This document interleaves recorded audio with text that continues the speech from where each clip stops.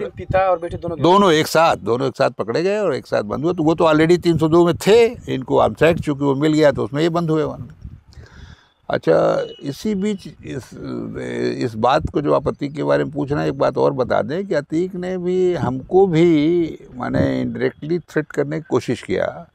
हम लोग बनारस में रहा करते थे किराए के मकान में उस समय में, तो जहाँ से जैसे होता है मोहल्ले से सामान वामान लाया जाता है, महीने में एक बार पैसा दे दिया जाता है। आप लोगों के साथ भी ऐसा होता होगा, फिल्मी स्टाइल। हाँ जैसे होता, हाँ तो वही। तो उसने जाके उस आदमी से पूछा, वो दुकान वाला मर गया वो भी बेचारा, उससे पूछा जहाँ मेरी वाइफ जाके सामान लेती थी कि राय साहब का लड़का कहाँ पड़ता है, बड़ा वाला।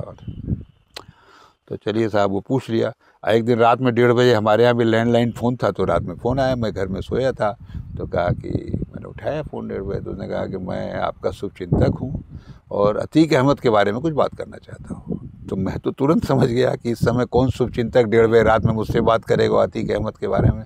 तो मैं थोड़ा उससे नाराज़ भी हुआ। हमने कहा वास्तव में शुभचिंतक हो, तुम चले आओ, और रात में 1:30 बजे फ़ोन करने की क्या बात है। और फिर मैंने जो मैं कह सकता था उसको सुनाया, फिर बताया कि मैं गुस्से में हो गया थोड़ा कि मैं इस ट्रेन से जाता हूँ इलाहाबाद, अगले डिब्बे में बैठता हूँ, वहाँ उतरता हूँ, अपने अतीक को बता देना जो उसको करना हो कर लेगा, तुम शुभचिंतक हो, तुम भी मिल लेना आके।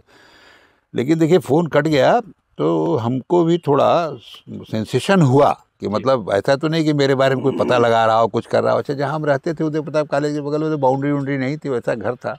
तो मैंने पत्नी से पूछा कि राइफ़ल कहाँ है, तो बताया गया कि उस कमरे में बक्से में रखी हुई है। तो मैं अच्छा टार्च जलाया, पहले देखा होगा कहीं किसी का पता नहीं लगा, तो राइफ़ल ले आके अपने बगल में रख लिया हमने।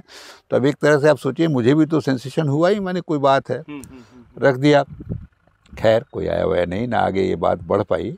और फिर मैंने न्यूट्रलाइज़ किया। उस जब बताया दुकान वाले ने हमको कि भैया कुछ लोग आए थे ऐसे ऐसे पूछ रहे थे, तो मैंने कहा अरे यार वो एक शादी के लिए बेटे की, सब अब इंटर्न पढ़ता है, अभी हम शादी करेंगे, इंस्पेक्टर साहब मर गए हैं। हमने उसको न्यूट्रलाइज़ किया, कहीं ना घूम के इधर उधर कहने लगे। पत्नी को भी यही बात बताई कि भाई उसके यहाँ जाके कन्हैया की दुकान पर लोग पूछ रहे थे कि जो है बेटा क्या करता है ये, तो वो शादी वादी के चक्कर में कोई एक जो इंस्पेक्टर साहब थे वही बात है और कोई बात नहीं माना। अच्छा, चूँकि अतीक अहमद पकड़े गए थे तो एक पैनिकी थी ही माने इलाहाबाद में और इधर उधर सब जगह।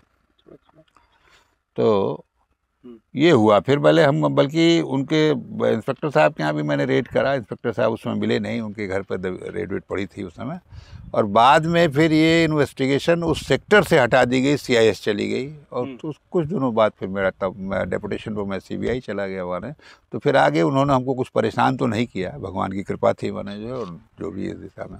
अच्छा, जब आप पहली बार रेड करने गए थे तो आपको क्या अतीक अहमद और उससे डर नहीं लगा था? कभी नहीं, एकदम नहीं। देखिए मैं ईश्वर आस्थी हूँ और मुझे भय तो एकदम नहीं लगता है। मुझे ये लगता है भाई हमारी माइथोलॉजी कहती है कि आदमी निश्चित समय पर निश्चित जगह पर ही अपनी शरीर छोड़ता है। अब किसी व्यक्ति का अधिकतम नुकसान क्या हो सकता है कि वो मर जाएगा, यही तो होगा, माने कोई उसको मार देगा। तो जब ये पक्का है हमारा कि जब निश्चित समय पर निश्चित जगह मरना है तो मैं अतीक से क्यों डरूँ। आप देखिए ठोकिया ऑपरेशन में मैं रहा, मैं ही उस टीम का लीडर था, 7 लोग मारे गए, मुझे गोली नहीं छू पाई मैंने। तो भगवान के यहाँ समय पूरा नहीं हुआ था, जबकि मुझे ही मारने आए थे, मैं ही तो उस टीम को लीड कर रहा था ना।